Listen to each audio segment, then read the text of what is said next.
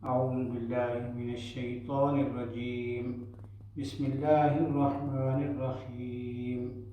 قد مكر الذين من قبلهم فأتى الله بنيانهم من القواعد فخر عليهم السقف من فوقهم وأتاهم العذاب من حيث لا يشعرون. صدق الله العظيم. محترم حضرات، ہمارا جو درس قرآن کا سلسلہ چل رہا ہے، گزشتہ ہفتے کو ہم نے سورہ نحل کا 9واں رکوع ختم کیا تھا. سورہ نحل کا 30واں رکوع ختم کیا تھا. یہ 14ویں سپارے کا 9واں رکوع تھا. تو ہماری بات یہاں پر ختم ہوئی تھی کہ یہ لوگ جب ان سے پوچھا جاتا تھا کہ اللہ رب العزت، بھائی ان سے پوچھو کہ بھائی اللہ رب العزت نے کیا نازل کیا ہے، تو وہ کہتے تھے کہ یہ بس گزشتہ لوگوں کے قصے افسانے ہیں. تو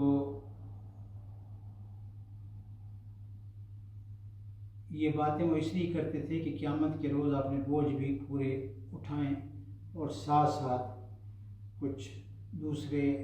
جن کو راستے سے بھٹکاتے تھے ان کے بوجھ بھی یہ اٹھائیں. تو آج کے رکوع میں جو بیان ہو رہا ہے وہ یہ بات ہو رہی ہے کہ جو لوگ اللہ رب العزت کی وحدانیت پر، قیامت کے دن پر، اللہ کے پیغمبر صلی اللہ علیہ وسلم پر اور قرآن مجید پر ایمان نہیں لاتے، ان کا انجام کیسا ہوگا. جو لوگ انکار کر رہے ہیں ان کا انجام کیسا ہوگا. اور جن لوگوں نے اللہ کی وحدانیت کو تسلیم کر لیا، قرآن مجید کو اللہ کی کتاب مان لیا اور حضرت محمد رسول اللہ صلی اللہ علیہ وسلم کو اللہ کا رسول مان لیا، اور جن کا آخرت پر پورا یقین ہے، اللہ رب العزت ان کو کیسے کیسے انعامات سے نوازیں گے. تو آج کے رکوع میں یہ بیان ہے. تو میں نے آپ کے سامنے جو پہلے آیت کریمہ تلاوت کی ہے، اس میں ارشاد ہو رہا ہے کہ ان سے پہلے بھی بہت سے لوگ حق کو نیچا دکھانے کے لیے ایسی ہی مکاریاں کر چکے ہیں. تو دیکھ لو کہ اللہ نے ان کے مکر کی عمارت جڑ سے اکھاڑ پھینکی اور اس کی چھت اوپر سے ان کے سر پر آ رہی، اور ایسے رخ سے ان پر عذاب آیا جدھر سے ان کے آنے کا ان کو گمان تک نہ تھا. پھر یہ قیامت کے روز اللہ انہیں ذلیل و خوار کرے گا. تو یہ اس رکوع میں، یعنی کہ اس آیت میں یہ فرمایا جا رہا ہے، گزشتہ لوگوں کا ذکر کیا جا رہا ہے کہ پہلے لوگوں نے بھی اسی طرح کیا تھا، لیکن اللہ رب العزت نے ان پر اس طرح سے عذاب نازل فرمایا کہ ان کو پتہ بھی نہیں چلا. اچانک یعنی کہ ان پر عذاب آ گیا،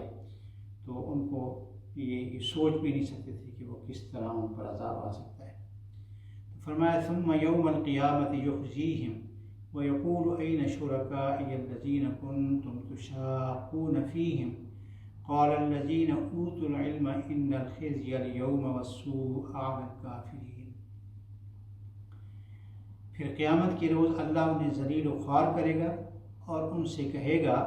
بتاؤ اب کہاں ہیں میرے وہ شریک جن کے لیے تم آل حق سے جھگڑا کیا کرتے تھے. قدرتی بات ہے کہ یہ سوال تو یقیناً ہوگا کہ جب وہ لوگ اللہ کو اور اس کے رسول کو نہیں مانتے تھے، کہ جب قیامت کے دن اللہ رب العزت کے سامنے وہ حاضر ہوں گے تو پھر ان سے یہی سوال ہوگا کہ وہ ذرا اپنے ان خداؤں کو یا ان میرے شریکوں کو جن کو تم میرے ساتھ شریک کرتے تھے ذرا بلاؤ کہ وہ کہاں ہیں، وہ جن کی وجہ سے تمہارے حق سے جھگڑا کرتے تھے.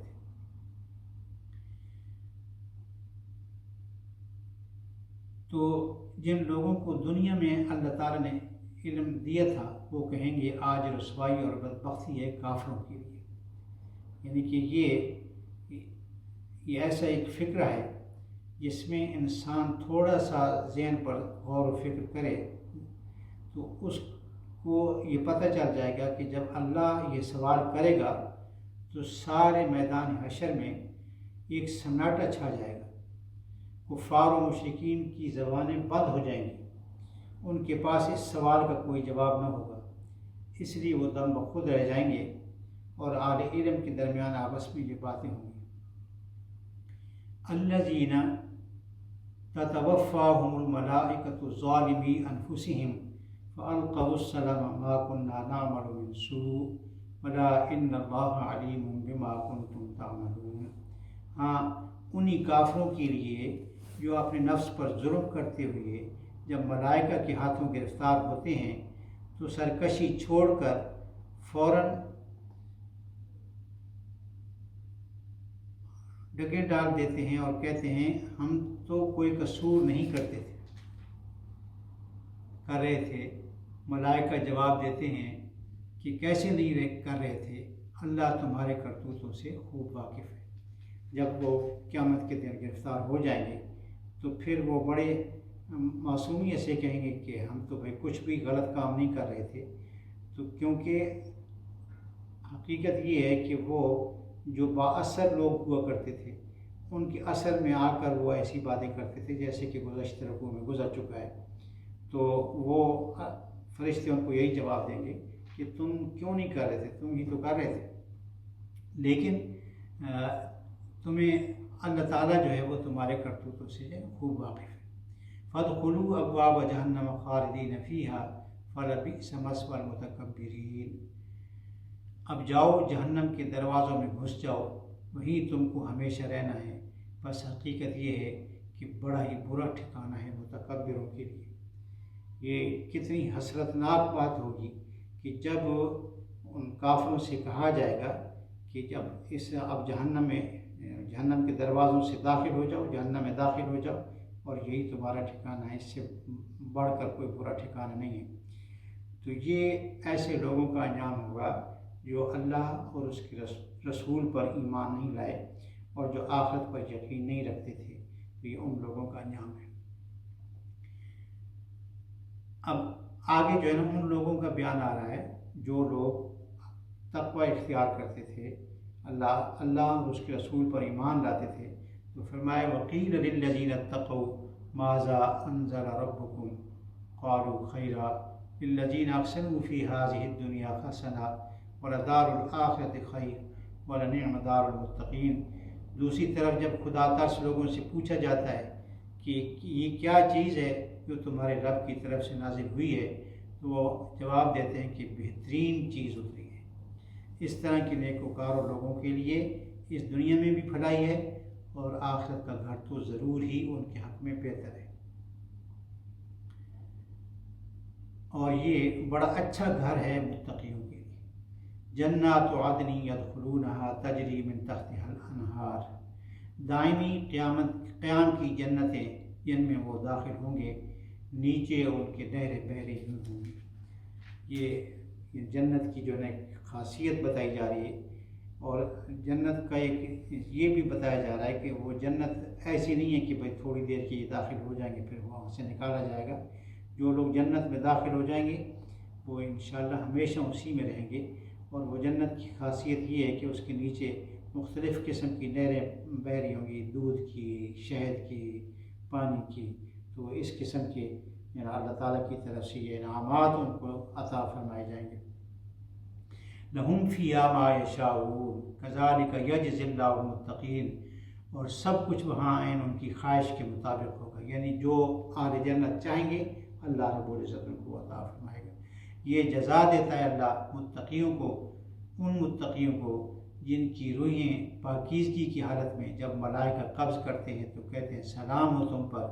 جاؤ جنت میں اپنے اعمال کے بدلے۔ الذین تتوفاہم الملائکۃ طیبین یقولون سلام علیکم ادخلوا الجنۃ بما کنتم تعملون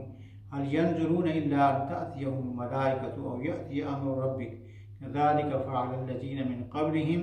وما ظلمهم اللہ ولکن كانوا انفسهم یظلمون۔ اے محمد صلی اللہ علیہ وسلم، اب جو یہ لوگ انتظار کر رہے ہیں تو اس کے جواب اور کیا باقی، اس کے سوا اب اور کیا باقی رہ گیا ہے کہ ملائکہ ہی آ پہنچیں یا تیرے رب کا فیصلہ صادر ہو جائے۔ اس طرح کی ڈٹائی ان سے پہلے بہت سے لوگ کر چکے ہیں، پھر جو کچھ ان کے ساتھ ہوا وہ ان پر اللہ کا ظلم نہ تھا بلکہ ان کا اپنا ظلم تھا جو انہوں نے اپنے اوپر کیا ہے۔